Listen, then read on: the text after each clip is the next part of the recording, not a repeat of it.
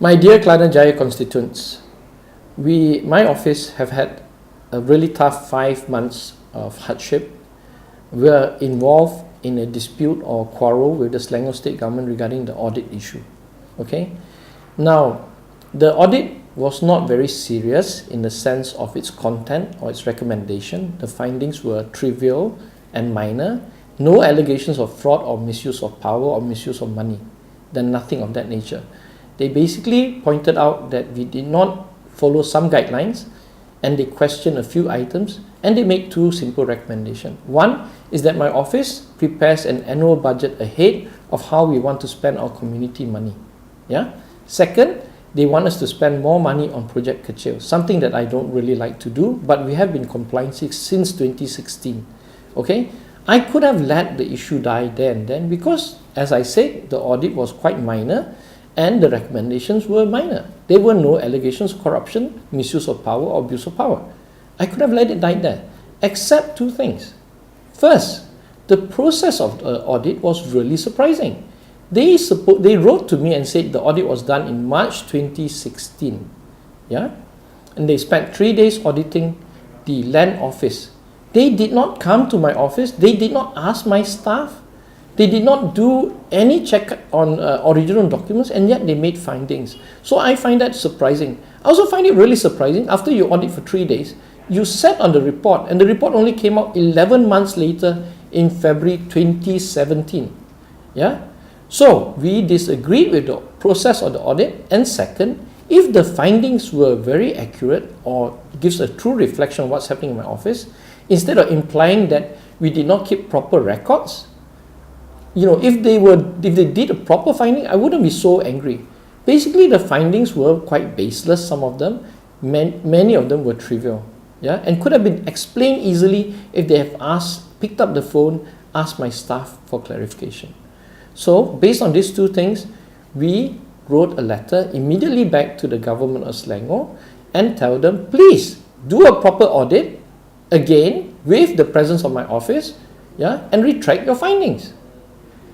They stonewalled my office 3 months. We issued 4 letters. You can imagine a member of parliament of PKR in a PKR government writing letters, official letters to the government of Selangor, and they refused to answer me. So I told them, I gave them a 14 days notice like a good lawyer. Well, I used to be a lawyer. I gave them 14 days notice, telling them specifically, if they do not give me a reply within 14 days, I will publish my complaint openly, and I did so on Facebook on the 23rd of May 2017. Yeah, so it's important that you understand what is really happening. We published on Facebook 23rd May 2017. We got a good reaction from the government. Yeah, the Selangor government immediately wrote back a letter which we received on the 30th of May, 7 days later, 30th May 2017, saying that they will look into my letter. Finally, I thought that's the end of the matter. But to everyone's surprise, including myself, shocking, is that on the 9th of June, 9 days after they wrote a nice letter to me, they wrote a letter saying that they have frozen all my community spending. What is even more illogical is that they wrote in the same letter, they wrote that actually one part of my community spending on Mesra Rakyat was frozen since 2016 in June. Now, I just want you all to recall this. They audited me in March 2016. The report came out in February 2017. Before the report of their own audit, they froze one part of my account, supposedly in June 2016. And after I went public to complain, instead of rectifying their audit process and the audit finding, they froze the entire account of my office, the entire community spending of my office. That is just illogical, right? So, why am I going public? Well, as a good lawyer, I gave them notice again that I would go public if they don't reply by the 30th of June, 5 p.m. Friday. I gave them 10 days, and they did not reply. So on Monday, I instructed my staff to start scanning all the correspondences and the report, and to prepare PowerPoints, and also to shoot this video so that we can release this today on Wednesday. Yeah.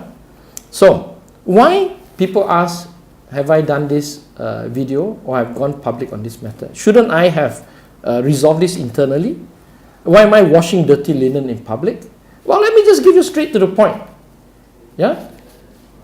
I run an office, a clean office. We run public policy. And all the papers that we write on public policies talk about transparency and accountability. Yeah? I'm not like other politicians that may want to hide from all this kind of thing. I would like to walk the talk. Waive my privacy on this matter. Since the government has written something on me publicly, I am going to publicly expose what is the true picture of what is really going on here. So, I'm not airing dirty linen in public, I can tell you that. Yeah? It is my duty to resolve this publicly and transparently as well as possible. Now, some people say, why shouldn't I have gone through the party structure, ask PKR to intervene? My friends, that is not morally correct. And not only that, it is actually illegal because asking the party to intervene in Selangor government matters is an abuse of power. Yeah? So, this is what we're going to do. The government of Selangor needs to give a reply to the public why they have taken actions against me. They have to justify their own actions. In the same way, I don't have to defend anybody or cover up for anybody. I'm here to clear the good name of my office and my staff and to make sure that my constituents continue to receive community allocations from Selangor government. Yeah? So, why? Then some people will ask, why did they freeze my community spending? I have no idea why they froze my community spending. You know, because as I stated earlier, their own audit finding did not recommend the freezing of my community spending. So on what basis have they frozen my community spending? If you ask me, it's absolutely absurd, irrational, and without basis. And it's perplexing because it actually sounds like the Selangor government is being very vindictive towards me.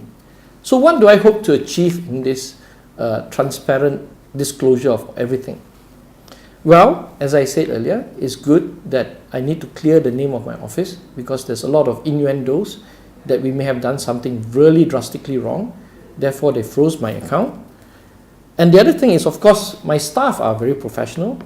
They are very good at their job. They're good at bookkeeping.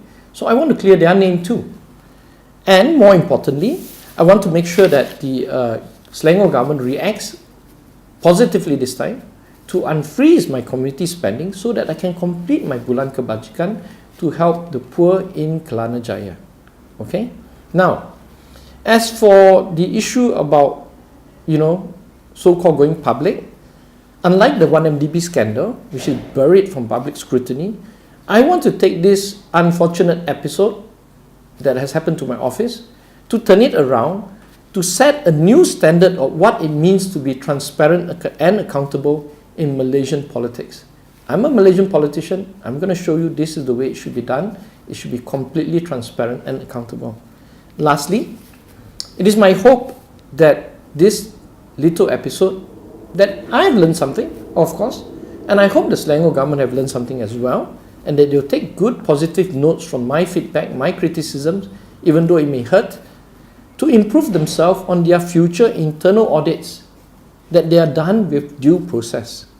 The Selangor government also needs to implement more checks and balances so that arbitrary executive decisions such as freezing of my accounts are eliminated. No member of parliament or ADUN or even the Rakyat of Selangor should be made to feel that they are subjected to any arbitrary executive decision making. No member of parliament should suffer the same 5 months of hardship that my office has to go through, and that we should always remember that members of parliament and ADUNs are elected representatives and they should be able to speak their mind and to fight for better governance.